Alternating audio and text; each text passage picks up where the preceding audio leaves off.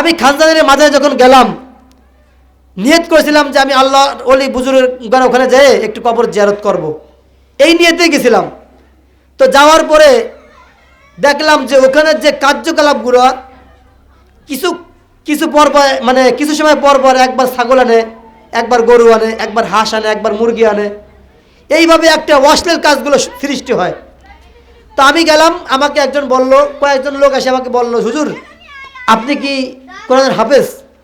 আমি বললাম হ্যাঁ আলহামদুলিল্লাহ আমি কোরআনের হাফেজ। বলে কি আলহামদুলিল্লাহ, তাহলে আসেন আমরা তো হাফেজ লোক খুঁজি। এইভাবে আমাকে ভিতরে নিয়ে গেল। ভিতরে নিয়ে যাওয়ার পরে আমার কেউ আমার জুতা নিয়ে যায়, কেউ আমার পাগড়ি নিয়ে যায়। আমাকে বলে হুজুর আপনি কবর শুয়ে আপনি কবরটি শোন। তাই আমি বললাম যে না, আমি চরমনায় জমিনে যাই, আল্লাহ বুজুর্গদের ওখানে যাই। যাওয়ার পরে তো আমরা জানি যে ওখানে কি সিস্টেম বা কি হালত, আমাদের জানি। আমাকে ওই কবর শোয়া বলে অদা করাইছে। অদা করানোর পরে বলেন যে আপনি আমাকে মুখতে বলাইছে যে আপনি বলেন যে এই মাজারে আপনি 5 কেজি মিষ্টি দেবেন। এই কথাটা উনি আমাকে মুখতে বলাইছে। মুখতে বলানোর পরে উনি আমাকে এখন বলতেছে পুত্র আপনি টাকা দেন। তাই আমি বললাম যে আমি কেন টাকা দেবো? বলছে আপনি না কেমন অদা করলেন। আমি বললাম যে না, আমি মনে করছি এটা আপনাদের সবক, আমি কেন টাকা দেবো? তো এইভাবে বিভ্রান্তি করে করে কয়েকবার আমাকে, কিন্তু আল্লাহ আমাকে হেফাজত করছেন। আমি কোরআন পড়েছি, আল্লাহ আমাকে কোরআনের মর্যাদা দান করেছেন। এই জন্য আল্লাহ আমাকে বাঁচাইছেন ওই ফিতনার থেকে। আমি দেখেছি, সচক্ষে দেখেছি। এরপরে আমি আসলাম, আসার পরে দেখি আমার জুতা নাই। তা কয়েকজন লোক আমার জুতা নিয়ে গেছে। তাই আমি বললাম আমার জুতা কই? এক মহিলা এসে বলছে হুজুর আপনার জুতা আইছে। বলছে হুজুর, আমি বললাম আমার জুতা আপনি কেন নিয়েছেন? এটা আমি হেফাজতে রাখছি, আপনি আমাকে 50 টাকা দেন। আমি বললাম যার 50 টাকা বললে আমি একটা জুতা কিনতে পারবো। আমি সেখানে ইনশাল্লাহ টাকা দেইনি। আমি যেটা দেবো আল্লাহর জন্য দেব, কিন্তু আমি ভণ্ডামি কোনো করার কাজের জন্য আমি ইনশাল্লাহ দেব না।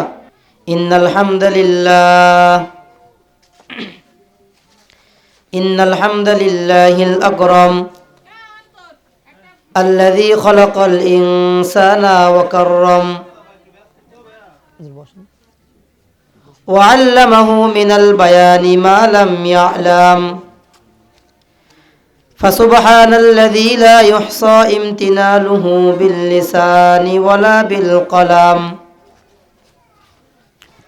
ওয়া নাশহাদু আল্লা ইলাহা ইল্লাল্লাহু ওয়াহদাহু লা শারীকা লাহু ونشهد أن سيدنا وسندنا وحبيبنا وطبيبنا وطبيب قلوبنا ومولانا محمدا عبده ورسوله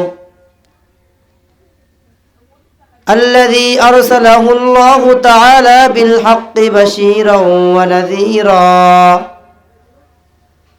وداعيا إلى الله بإذنه وسراجا وقمرا منيرا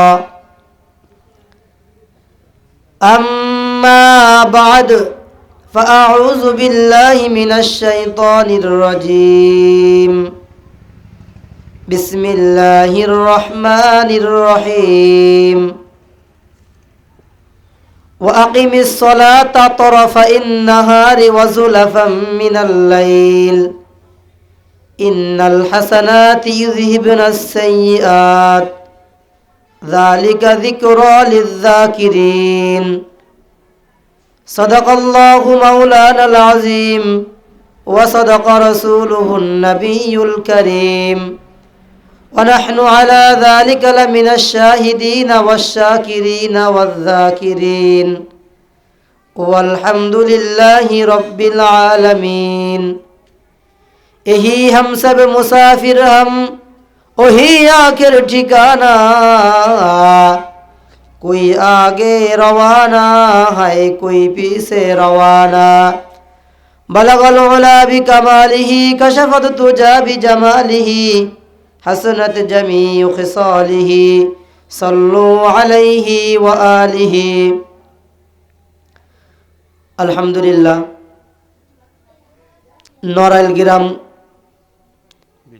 बिन्नाहुरी গ্রামবাসী কর্তৃক আয়োজিত। আর আজকের মাহফিলের প্রধান মেহমান হিসেবে যে সমস্ত উলামায়ে কিরাম মঞ্চে আসন গ্রহণ করবেন, অত্র এলাকার কৃতি সন্তান জনাব হজরত মাওলানা রাকিবুল ইসলাম সাহেব দামাত বরকাতুহুম। আপনার নাম ভাই? আমার পরে যে সমস্ত ভাইরা আলোচনা করবেন, প্রত্যেকটা উলামায়ে কিরামদের ভিতর হায়াতের ভিতর আল্লাহ তাআলা বারাকা দান করুক। আসলে কোরআন হাদিসের ভিতরে আসছে, কোরআনের কথা যেখানে হয় সেই মজলিসটাই দামি, ছোট হোক বড় হোক এটা কোনো বিষয় না। আমার অজের কারণে, আমার নামের কারণে 1000 লোক আমার মাহফিলে উপস্থিত হবে, আর আরেকজনের নামের কারণে 100 লোক উপস্থিত হবে না, এটা কোনো কোরআন সুন্নাহর ভিতরে নাই। একজন হলেও তার কাছে তুমি কোরআনের বাণীগুলো পৌঁছায় দাও। আল্লামা শামসুল হক ফরিদপুরি রহমতুল্লাহি আলাইহি বলছেন, তুমি যদি একটা আলিফ জানো, সে আলিফটা বারবার করে মুতাআলা করে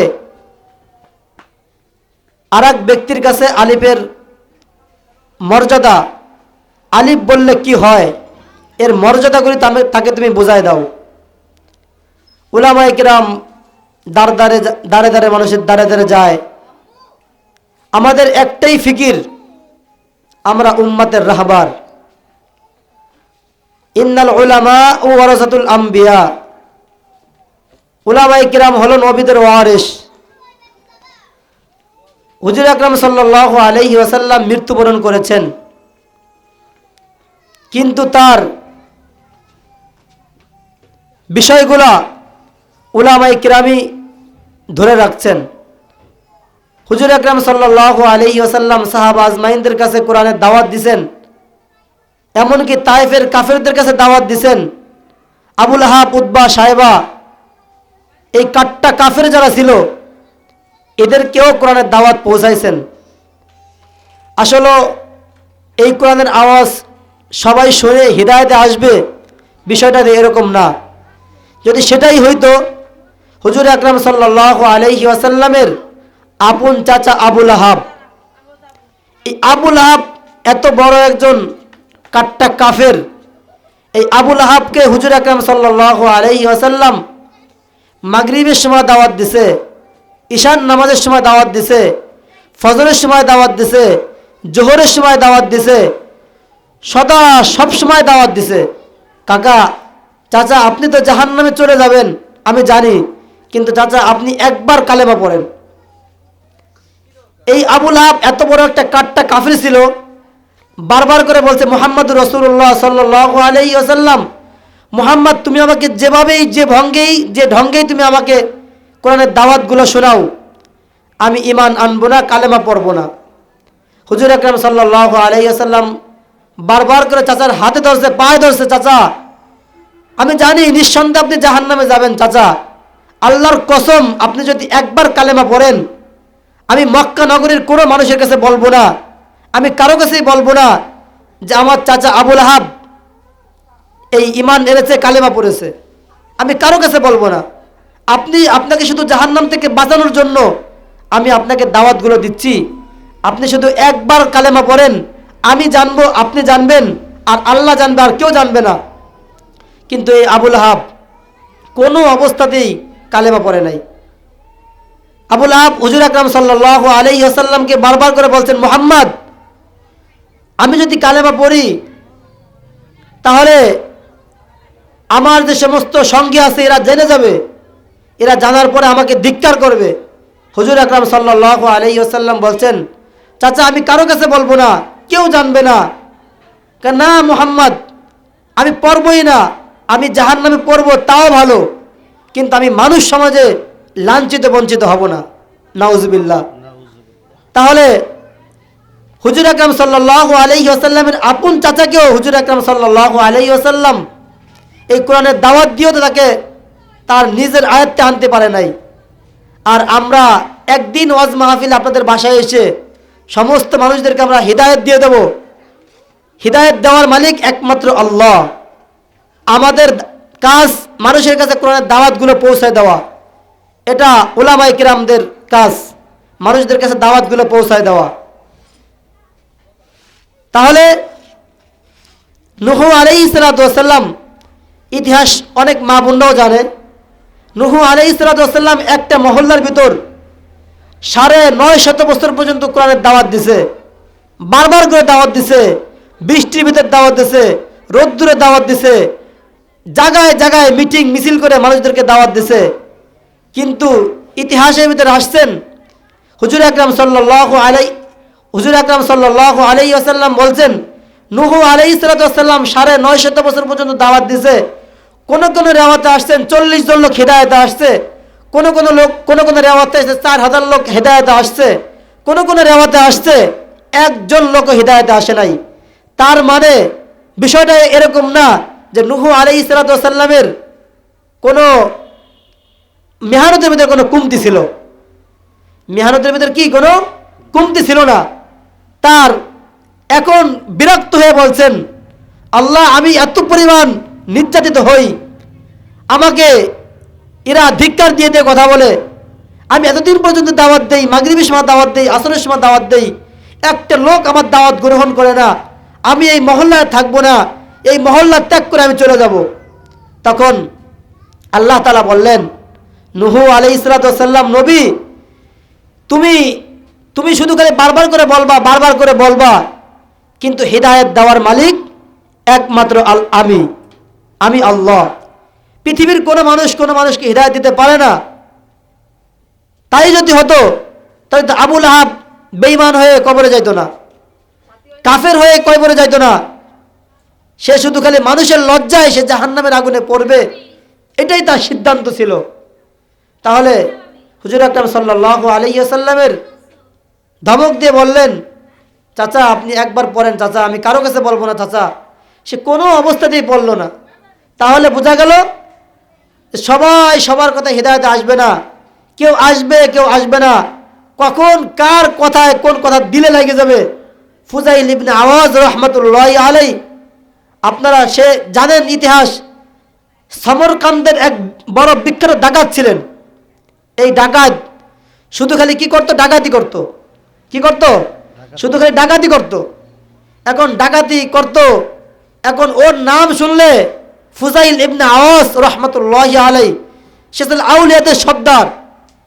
সেই ফুজাইল ইবনে আওয়াজ এমন একটা ডাকাত ছিল, ইতিহাসের ভিতরে আসছে যে সে তার জীবদ্দশায় একটা রাত জীবনে ডাকাতি করে নাই, এমন কোনো রাত তার জীবনে ছিল না। এখন যখন ডাকাতি করতে গেছে সমরকান্দের শহরে, তখন যাওয়ার পরে যে কোনো ডাকাতি করার সিদ্ধান্ত নিয়েছে, তখন ডাকাতি করবে এরকম একটা সিদ্ধান্ত নিয়েছে। তখন ডাকাতি করার সময় তখন এক লোক দেখতেছে ঘরের ভিতর কোরআন তেলাওয়াত করতেছে। কি করতেছে? কোরআন তেলাওয়াত করতেছে। একটা আয়াত তেলাওয়াত করার পরে, শুধু খালি একটা আয়াত তেলাওয়াত করছে, সেই আয়াতটা তার দিলের ভিতরে এমন পরিমাণ গেঁথে গেছে, আর বলতেছে হায় এই কোরআনের আয়াতের যে কি অর্থ, সে ফুজাইল ইবনে আওয়াজ রাহমাতুল্লাহি আলাইহি বুঝছে কোরআনের আয়াতের অর্থটা কি। ফুজাইল ইবনে আওয়াজ রাহমাতুল্লাহি আলাইহি বুঝছে। এখন বুঝে সিদ্ধান্ত নিয়ে ফেলাইছে, হায় রে আমি কত বড় জঘন্য, আমি কার ঘরে ডাকাতি করতে আসছি, সে তো কোরআন তেলাওয়াত করতেছে, ঘরে কোনো খাবার নাই, ঘরে তেলাওয়াত করে। আল্লাহ তাআলা তাহলে এই সমস্ত মানুষকে ঘরে আমি ডাকাতি করব, এই আয়াত তার দিলের ভিতরে একটা থর থর কাঁপাই দিছে, তার দিলকে পরিবর্তন করে দিছে। এই একটা কোরআনের আওয়াজে, এই একটা আয়াতে তার দিলকে পরিবর্তন করে দিছে। তাহলে এখন ফুজাইল ইবনে আওয়াজ রাহমাতুল্লাহি আলাইহি ওখান থেকে ডাকাতি করবে না এরকম সিদ্ধান্ত নিয়ে আসছে। সিদ্ধান্ত নিয়ে আসার পরে শুধু সে জায়গায় জায়গায় যে ভাবতেছে, আমি এতদিন ধরে কি করলাম, আমার রব কি আমাকে মাফ করবে কিনা, আল্লাহ আমাকে মাফ করবে কিনা। আমি তো এই কথাই, এই চিন্তা ফিকিরে আমি পেরেশানি অবস্থায় থাকলাম। তখন প্রত্যেকটা ইতিহাসের ভিতরে আসছে, ওই ফুজাইল ফুজাইল এমন বড় ডাকাত ছিল যে মায়ের যে সমস্ত মায়ের বুকের দুধ খাইতো সন্তানরা, যখন দুধ খাইতো না, দুধ পান করতো না, তখন ওই শহরের মানুষ, ওই সমরকান্তের মানুষ তখন বলতো, এই তুমি ঘুমাও, তুমি দুধ খাও, তুমি যদি দুধ না খাও তাহলে আমরা কিন্তু ফুজাইলকে ডাক দেব। আমরা কি করব? ফুজাইলকে ডাক দেব। এই ফুজাইলের ভয়তে একদম শিশু বাচ্চা, কোলের বাচ্চা পর্যন্ত থরথর করে কাঁপতো আর ভয় পাইতো। এই ফুজাইল এমন বড় ডাকাত ছিল, এর নামের পরে মানুষ থরথর করে কাঁপতো। গ্রামের ভিতর মারামারি চিল্লাচিল্লি হয়ে যাইতো। তখন একটা লোক খালি বলতো, এই ফুজাইলকে ডাক দেই, ফুজাইলের কাছে বলে দেই, ফুজাইল আসলে কিন্তু তাহলে তোমাদের খবর আছে। এই ফুজাইলের নাম শুনলে ওই এলাকার মানুষ থরথর করে কাঁপতো। তাহলে বোঝা গেল যে কখন কার কথায়, কোন কথা কার কলিজায় যে লাগবে একমাত্র আল্লাহ তাআলাই ভালো জানে। এরপরে যখন ফুজাইল সিদ্ধান্ত নিল যে আমি আর ডাকাতি করব না, আমি তওবা করব, আল্লাহ আপনি আমাকে তওবা করার জন্য এমন একটা জায়গা তৈরি করে দেন, আমি সেখানে যে তওবা করে ইস্তেগফার করে আমি আপনার গোলাম হয়ে যাব। তখন আমাদের সমাজে দেখেন না, অনেক বাড়ি আছে লোকজন থাকে না, যেটাকে বলা হয় সারা বাড়ি, সারা ঘর। অনেক ঘর আছে লোকজন থাকে না, কিন্তু ঘরের দরজা খোলা থাকে। এমন ঘর আছে কি আছে না বলেন? অবশ্যই আছে। তো সেখানে যে কি করে, উনি সিদ্ধান্ত নিল যে আমি ওই ঘরের ভিতর যে আমি নীরবে আল্লাহর কাছে আমি একটু রাত গভীরে কান্নাকাটি করব, আল্লাহ আমি অনেক গুনাহ করেছি, আপনি আমাকে মাফ করে দেন। এখন ওই সারা বাড়ি, ওই সারা ঘরে ফুজাইল ইবনে আওয়াজ রহমতুল্লাহি আলাই ওই ঘরের ভিতরে যে একটু দোয়া করবে আল্লাহর কাছে। এখন উনি রাত 1টা-2টার সময় যে দেখে ওই সারা বাড়ি সারা ঘরে, ওই যে আমাদের সময় দেখবেন আমাদের অঞ্চলে আছে যারা কিষেন বেচতে যায়, অনেক রাত হয়ে গেলে অনেক সময় মসজিদে থাকে, যায় না, তাবলিগ জামাতে যায়, মসজিদে থাকে। এখন ওই কিছু শ্রমিক লোক ওই সারা বাড়ি সারা ঘরে চিন্তা করছে যে এই ঘরের ভিতরে কেউ থাকে না, তাহলে আমরা একটু এখানে থাকবো, থাকার পরে আমরা সকালে ফজর আজান দিলে চলে যাব। এখন ওই সমস্ত লোকগুলা যখন সারা বাড়ি সারা ঘরে ঢুকলো, ঢোকার পরে দরজা লাগাই দিছে, উনি রাত 1টার সময় ফুজাইল ওই ঘরের পাশে যেয়ে শুনতেছে যে এই ঘরের ভিতর কারা, এই ঘরের ভিতর কি, এই ঘরের ভিতর কারা অবস্থান করতেছে। উনি যাবে তওবা করার জন্য, কিন্তু উনি যায় দেখছে কি যে ওই ঘরের ভিতর কিছু লোক বসে আছে। একজন আরেকজনকে বলতেছে, এই ভাই আপনি আপনার ব্যাগগুলা সুন্দর করে রাখেন, আপনার টাকা পয়সা সুন্দর করে রাখেন, ভাই কোনোভাবে যদি ফজরের আজানটা দেয় আমরা এখান থেকে চলে যাব। একজন আরেকজনকে বলতেছে, যদি খালি কোনো অবস্থাতে জানে ফুজাইল, আমরা জানি এই গ্রামের ভিতর, এই মহল্লার ভিতর একটা খুব একজন ডাকাত আছে, যদি জানে যে আমরা কৃষক শ্রমিক, আমরা এই ঘরের ভিতরে বসে আছি, আমাদের ব্যাগ বুকসা যা কিছু আছে সব কিছু কি করবে, এই আমাদেরকে ডাকাতি করে নিয়ে যাবে ফুজাইল। এই ফুজাইল এই কথাগুলো ঘরের পাশে বসে বসে শুনতেছে। হায় আফসোস, আমি কত বড় নিকৃষ্ট হইলাম, আমি কত বড় জানোয়ার হইলাম, আমি কত বড় হতভাগা হইলাম যে একজন কৃষক শ্রমিক 1 সপ্তাহ 2 সপ্তাহ পর্যন্ত মানুষের বইতে যে কাজ করে কিছু টাকা অর্জন করছে, কিছু টাকা পাইলো, এই টাকাগুলো নিয়ে একটু রাত্রে একটু বিশ্রাম নেছে, তারাও বলতেছে যে ফুজাইল যদি জানে এই টাকা পয়সা সব নিয়ে যাবে ব্যাগ বুকসা। এই কথাটা ফুজাইল শুনে হায় কাঁদতেছে, আল্লাহ আমি এখন কোথায় যাব, আমি এখন কোথায় যে তওবা করব। এই ফুজাইল ইবনে আওয়াজ রহমতুল্লাহি আলাই উনি হলেন সাইয়্যিদুল আউলিয়া, আউলিয়াদের সর্দার হয়ে গেলেন। উনি চলে গেলেন মক্কা মদিনায়, উনি মদিনায় চলে গেলেন, মদিনায় যে উনি আল্লাহর ওলি বুজুর্গ হয়ে গেলেন। তখন ওনার নামে হইল সাইয়্যিদুল আউলিয়া, আউলিয়াদের সর্দার হলেন উনি। এখন আমি যে কথা বুঝাইলাম যে একটা ঘরে ডাকাতি করতে যাওয়ার পরে একটা আয়াত শোনার পরে তার দিলের ভিতরে একটা থরথর করে কাঁপুনি উঠে গেছে। কখন কার কথা কার দিলে কার অন্তরে লাগবে এটা একমাত্র জানে কে বলেন? আল্লাহ। আমাদের বলার দায়িত্ব, আমরা আসরে বলবো, মাগরিবে বলবো, জোহরে বলবো, যখন ডাকবে তখন বলবো, লাখ লাখ মানুষের ভিতরে ডাকবে সেখানে বয়ান করব, যেখানে কোনো প্রকার কোনো শ্রোতা নাই সেখানেও বলবো না। এটা আসলে কোনো বক্তার বৈশিষ্ট্য না যে আমার সামনে লোক নাই আমি বক্তব্য করব না, বয়ান করব না। এটা হলো আমার তাকওয়ার ভিতরে সমস্যা।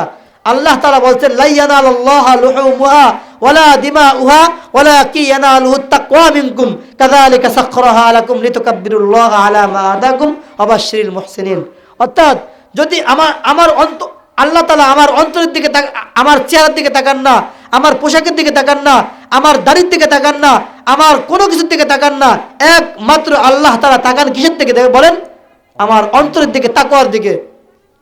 এই জন্য তাকওয়া, আমার তাকওয়া ঠিক করতে হবে আগে। আমার কি করতে হবে? আগে আমার তাকওয়া ঠিক করতে হবে। আমার তাকওয়া ঠিক করার পরে বাম পাশের থেকে অনেক মা বোনদের কানে আওয়াজ আসতেছে। আসলে যদি আপনারা এত বড় একটা মাহফিল দিছেন, আলহামদুলিল্লাহ, অনেক মহল্লার ভিতর কোরআনের আওয়াজও হয় না, মাহফিল দিতেও ভয় পায়, সাহস পায় না। কিন্তু আপনারা কত বড় দামি মানুষ, আপনারা কত বড় মা বোন, কত দামি, এই মহল্লার পুরুষরা কত দামি, আজকে আপনার বাসায় কোরআনের আওয়াজ হইতেছে। হুজুর আকরাম সাল্লাল্লাহু আলাইহি ওয়াসাল্লাম বলেছেন, যদি কোনো মহল্লার ভিতর, যদি কোনো এলাকার ভিতর, যদি কোনো জায়গায় কোরআনের কথা হয়, কোরআনের আলোচনা হয়, নিঃসন্দেহে ওই প্যান্ডেলটা জান্নাতের বাগান বলে ঘোষণা করেছেন কে? মুহাম্মদুর রাসূলুল্লাহ সাল্লাল্লাহু আলাইহি ওয়াসাল্লাম। নিঃসন্দেহে এই জায়গাটা আজকে একদম পবিত্র জায়গা হয়ে গেছে। এই জায়গাটা আজকে জান্নাতের প্যান্ডেল হয়ে গেছে। আজ রাত 10টার পরে যদি আপনি আসেন, এখানে প্যান্ডেল থাকবে না, কিন্তু এখন আছে। আপনাদের উচিত অন্তত, মা বোনরা তো আসবেনই না, মা বোনরা পর্দার ভিতর থেকে আলোচনা শুনবেন, কিন্তু যে সমস্ত পুরুষ লোকরা আছে, সেই পুরুষ লোকরা আমাদের সামনে যদি একটু বসতো, তাহলে আমরা আলোচনা করেও তৃপ্তি পাইতাম। আপনাদেরকে শোনাইলেও তৃপ্তি বোধ আপনারা শুনতে পারতেন যে না, উলামায়ে কেরাম আমাদেরকে কোরআনের কথা শোনানোর জন্য আসছে। আপনারা যদি না শোনেন, তাহলে দূরের লোক কি আসবে বলেন? আসবে না। কাজেই আমরা কি করার দরকার? আগে যেখানে মাহফিল হয়, ওই মহল্লার লোক আগে বসা, ওই বাড়ির লোক আগে বসা। আপনারা আপনাদের লোকজনকে আগে বসায় দেন, এরপরে দেখবেন দূরের লোক আসে। আর মা বোনরা, আপনাদের কথাও কিন্তু আজকের জন্য মানে একটু আস্তে করা। আর মা বোনদের কথা তো এমনিতেই পর্দা, আপনি জোরে আওয়াজ করে কথা বলবেন। আদ-দাইয়ুস আল্লাযী ইয়াকিরু ফি আহলিল খুবুস, হুজুর আকরাম সাল্লাল্লাহু আলাইহি ওয়াসাল্লাম বলছেন, ওই মহিলা সবথেকে দাইয়ুস, যে মহিলা যার কণ্ঠের আওয়াজ জোরে হয়, যে চলাফেরা করে, যার মাথায় কোনো ওড়না থাকে না, যে জোরে আওয়াজ করে কথা বলে। আল্লাযী ইয়াকিরু ফি আহলিল খুবুস, অর্থাৎ ও বড় নিকৃষ্ট, ওই মহিলা সবথেকে জাহান্নামী হয়ে যাবে। কাজেই এজন্য আমরা আমাদের কণ্ঠের আওয়াজগুলো স্তব্ধ করা, একদম চুপ করে থাকা, সাইলেন্ট থাকা। এরপরে আল্লাহুম্মা বারিক লানা ফি রজবা ওয়া শাবান, হুজুর আকরাম সাল্লাল্লাহু আলাইহি ওয়াসাল্লাম সাহাবা আজমাইনদেরকে ডাকলেন। সাহাবা আজমাইনদেরকে ডেকে বললেন, হে সাহাবারা, তোমরা বসে যাও। বসার পরে তোমরা শোনো, যখন যেই প্রসঙ্গে যেটা আসবে, ঈদুল ফিতর আসবে, ঈদুল ফিতর সম্পর্কে আলোচনা করা, মাহে রমজান আসবে, মাহে রমজান সম্পর্কে আলোচনা করা, ঈদুল আজহা আসবে, ঈদুল আজহা সম্পর্কে আলোচনা করা, যখন লাইলাতুল কদর আসবে, লাইলাতুল কদর সম্পর্কে আলোচনা করা। এইভাবে যখন যেটা সামনে আসবে, সেটা নিয়েই তোমরা আলোচনা করবা। যখন নির্বাচন আসবে, নির্বাচন সম্পর্কে আলোচনা করা। যখন যেটা আসবে, তখন সেটা নিয়েই কি আলোচনা করা। এখন আমাদের বড় একটা সামনে বড় একটা মহৎ কাজ রয়েছেন, বড় একটা ইবাদত রয়েছেন। এই ইবাদতটা কি বলেন? পবিত্র মাহে রমজান। এই মাহে রমজান আমাদের একদম নিকটেই। আমার উস্তাদে মুহতারাম আনিসুর রহমান আশরাফি দামাত বারকাতুহুম সব সময় একটা কথা বলেন যে আর মাত্র 2 মাস, এরপরেই আর মাত্র 2 মাস, আর মাত্র 60 দিন, সামনে আসছে শুভ দিন পবিত্র মাহে রমজান। এইভাবে 10 দিন, 20 দিন, 30 দিন, এইভাবে যখন আসবে তখন, যখন আসবে তখন। এখন বলতে বলতে, শুনতে শুনতে এখন শুনি আর মাত্র কয় দিন? আর মাত্র 6 দিন। রমজান কয় দিন আছে ভাই? এরকমই আর কি, আর মাত্র 6 দিন, আর মাত্র 3-4 দিন আসতেছে, 4 দিন পবিত্র মাহে রমজান। এই মাহে রমজানে আমরা কি করব? আমরা এমন একটা প্রতিজ্ঞা নেব যে আমি আমার জীবন থেকে যে মর্মেই হোক, যে কর্মেই হোক, যেভাবে ইবাদত বন্দেগী করার মাধ্যমেই হোক, আমি আমার রবকে খুশি করব। কাকে খুশি করব? আমার রবকে খুশি করব। আমি আমার জীবন থেকে গুনাহ মাফ করায় ফেলাবো। হুজুর আকরাম সাল্লাল্লাহু আলাইহি ওয়াসাল্লাম বলছেন, যে ব্যক্তি রমজান মাস পাইল, তার জীবনের গুনাহগুলো মাফ করাইতে পারলো না, তার মতো হতভাগা নিকৃষ্ট আল্লাহর জমিনে আর দ্বিতীয় কেউ হতে পারে না। এজন্য আমরা আমাদের জীবনের গুনাহগুলো মাফ করাবো। সামনে রমজান মাস আসতেছে, বিশেষ করে মা বোনরা আপনারা এমন একটা সিদ্ধান্ত নেবেন, আমি এই বছর 30টা রমজান থাকবো, 30 রোজা থাকবো, এটা আমার ফুল নিয়াত। তারপরে অসুস্থর বিষয় আছে, অসুস্থ হলে সেটার ক্ষেত্রে ভিন্ন। তা আমরা কি করব? আমরা যারা পুরুষ আছি আমরা নিয়ত করব যে আমরা ইনশাল্লাহ রমজান মাসে রোজা রাখবো। আর রমজানে 5টা ইবাদত শোনো, আপনি এখন দোকানপাটে যে ছোলা বুট খাবেন, আপনার আমল নামায় 10টা নেকিও আসবে না। আপনি পবিত্র মাহে রমজানে প্রথম দিন রোজা থাকবেন, ইফতারি করবেন, ইফতারি সামনে করে ছোলা বুট একটা খাবেন, আপনার আমল নামায় ইবাদত বন্দেগীর নেকি আপনার আমল নামায় জমা হবে। ঠিক না ঠিক বলেন? এই ছোলাই আপনি এখন খাবেন, আপনি নেকি পাবেন না, তখন খাবেন নেকি পাবেন। তখন রমজান মাসে দেখেন 5টা গুরুত্বপূর্ণ 5টা আমল, 5টা ইবাদত। 1 নম্বর রোজা রাখা। 1 নম্বর কি বলেন? রোজা রাখা আল্লাহ সন্তুষ্টির জন্য। 2 নম্বর ইফতারি করা। 3 নম্বর সেহরি খাওয়া। 4 নম্বর তারাবির নামাজ আদায় করা। 5 নম্বর সবে কদর 5 নম্বর সবে কদরের রাত তালাশ করা। 6 নম্বর 10 দিন আগে কি হয়? ইতিকাফ করা। এই 5টা আমল কি করা আমাদের জন্য খুব গুরুত্বপূর্ণ। 1 নম্বর মাহে রমজানের রোজা রাখা, 2 নম্বর তারাবির নামাজ পড়া, 3 নম্বর সেহরি খাওয়া, 4 নম্বর ইফতারি করা, 5 নম্বর সবে কদরের রাত তালাশ করা এবং কি করা? ইতিকাফ করা। এটা আমরা 5টা ইবাদত ইনশাআল্লাহ অবশ্যই আমাদের করতে হবে, এটা আমাদের বাধ্যতামূলক। আর একটা বিষয় হলো যে এই যে আমাদের বিভিন্ন জায়গায় মাহফিল হয়, এই মাহফিলে আসলে দোকানপাট বসা, আলহামদুলিল্লাহ আমি অত্যন্ত খুশি হয়েছি এই গ্রামের প্রতি যে আপনাদের এখানে একটা দোকানপাটও মনে হয় আসে নাই। এটা আলহামদুলিল্লাহ, এটা অনেক বড় নিয়ামত। এই দোকানপাট আসলে মাহফিলগুলো ধ্বংস হয়ে যায়। 1 নম্বর হলো মহিলারা ওখানে যে আড্ডা দেয়, ওখানে যে একদম যত প্রকার অশ্লীল কাজগুলো ওখানে যে হয়, এজন্য দোকানপাট আসি নাই। আল্লাহ তাআলা আমাদের বড় একটা গুনাহের থেকে আল্লাহ আমাদেরকে বাঁচায় রাখছেন, আলহামদুলিল্লাহ। আর একটা বিষয় হলো আমাদের জমিনে এমন এমন বড় বড় উলামায়ে কেরাম আল্লাহওয়ালা বুজুর্গরা চলে গেছেন, যেমন আমাদের আশরাফ থানভী রহমতুল্লাহি আলাই, তারপরে খাজা মঈনুদ্দিন চিশতি রহমতুল্লাহি আলাই, এরকম বাগেরহাটের খাজা খানজানী রহমতুল্লাহি আলাই, এরকম বড় বড় বুজুর্গরা চলে গেছেন। আসলে এই বুজুর্গরা নিঃসন্দেহে কিন্তু একজন আল্লাহর ওলি ছিল, কিন্তু এখন যারা এই আল্লাহর ওলিদের নামে যা করে এগুলো সম্পূর্ণ একটা ভণ্ডামি। যেমন আমি কিছুদিন আগে, কয়েক বছর আগে আমি বাগেরহাট খানজানী মাজারে গিয়েছিলাম।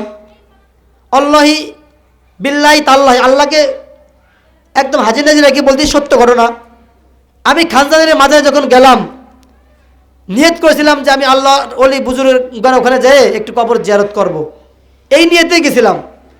তো যাওয়ার পরে দেখলাম যে ওখানে যে কার্যকলাপগুলো কিছু পর মানে কিছু সময় পর পর একবার ছাগল আনে, একবার গরু আনে, একবার হাঁস আনে, একবার মুরগি আনে, এইভাবে একটা অশ্লীল কাজগুলো সৃষ্টি হয়। তো আমি গেলাম, আমাকে একজন বলল, কয়েকজন লোক এসে আমাকে বলল, হুজুর আপনি কি কোরআনের হাফেজ? আমি বললাম হ্যাঁ আলহামদুলিল্লাহ আমি কোরআনের হাফেজ। বলে কি আলহামদুলিল্লাহ তাহলে আসেন আমরা তো হাফেজ লোক খুঁজি। এইভাবে আমাকে ভিতরে নিয়ে গেল। ভিতরে নিয়ে যাওয়ার পরে আমার কেউ আমার জুতা নিয়ে যায়, কেউ আমার পাগড়ি নিয়ে যায়, আমাকে বলে হুজুর আপনি কবর শুয়ে আপনি কবরটা একটু শোন। তাই আমি বললাম যে না, আমি চরমনায় জমিনে যাই, আল্লাহওয়ালা বুজুর্গদের ওখানে যাই। যাওয়ার পরে তো আমরা জানি যে ওখানে কি সিস্টেম বা কি হালত, আমাদের জানি।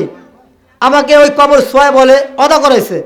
অদা করানোর পরে বলেন যে আপনি আমাকে মুখতে বলাইছে যে আপনি বলেন যে এই মাজারে আপনি 5 কেজি মিষ্টি দেবেন। এই কথাটা উনি আমাকে মুখতে বলাইছে। মুখতে বলানোর পরে উনি আমাকে এখন বলতেছে পুত্র আপনি টাকা দেন। তাই আমি বললাম যে আমি কেন টাকা দেবো? বলছে আপনি না কেমন অদা করলেন। আমি বললাম যে না, আমি মনে করছি এটা আপনাদের সবক, আমি কেন টাকা দেবো? তো এইভাবে বিভ্রান্তি করে করে কয়েকবার আমাকে, কিন্তু আল্লাহ আমাকে হেফাজত করছেন। আমি কোরআন পড়েছি, আল্লাহ আমাকে কোরআনের মর্যাদা দান করেছেন, এই জন্য আল্লাহ আমাকে বাঁচাইছেন ওই ফিতনার থেকে। আমি দেখেছি, সচক্ষে দেখেছি। এরপরে আমি আসলাম, আসার পরে দেখি আমার জুতা নাই। তা কয়েকজন লোক আমার জুতা নিয়ে গেছে। তাই আমি বললাম আমার জুতা কই? এক মহিলা এসে বলছে হুজুর আপনার জুতা এসে। বলতেছে হুজুর, আমি বললাম আমার জুতা আপনি কেন নিয়েছেন? এটা আমি হেফাজতে রাখছি, আপনি আমাকে 50 টাকা দেন। আমি বললাম যার 50 টাকা বললে আমি একটা জুতা কিনতে পারবো। আমি সেখানে ইনশাল্লাহ টাকা দেইনি। আমি যেটা দেবো আল্লাহর জন্য দেব, কিন্তু আমি ভণ্ডামি কোনো করার কাজের জন্য আমি ইনশাল্লাহ দেব না। তাহলে আমরা বুঝতে পারলাম যে আসলে ওখানে যে আল্লাহওয়ালা বুজুর্গ ঘুমায় আছেন, এই নিঃসন্দেহে উনি একজন আল্লাহর ওলি। আর এখন যারা ওখানে বর্তমানে যারা আছেন, নিঃসন্দেহে ওরা একজন মুনাফিক।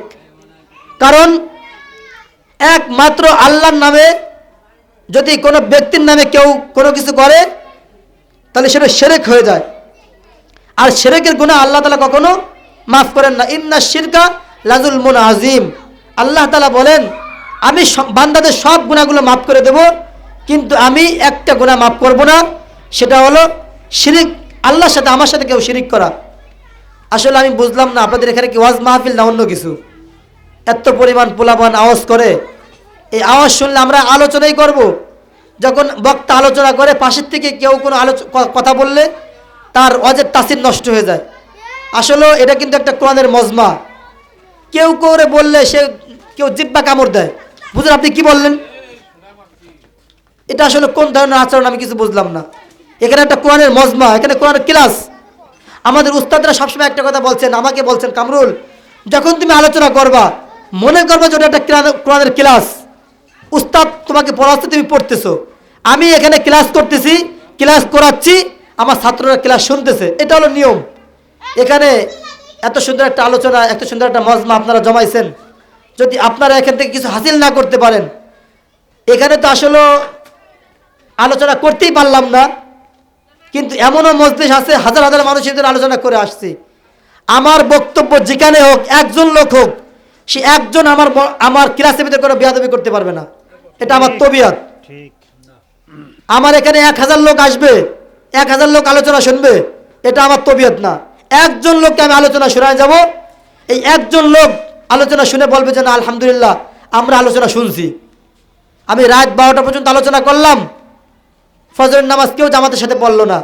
এমন আলোচনা যদি কেউ মাহফিল কেউ নাও দেয়, আর এমন কোনো বক্তা যেন আলোচনা নাও করে, কাজে কাজে যেখানে আলোচনা করতে যাই বলে যে ভাই সর্বোচ্চ 10:30 থেকে 11টা পর্যন্ত আলোচনা হবে, এর বেশি আলোচনা হবে না।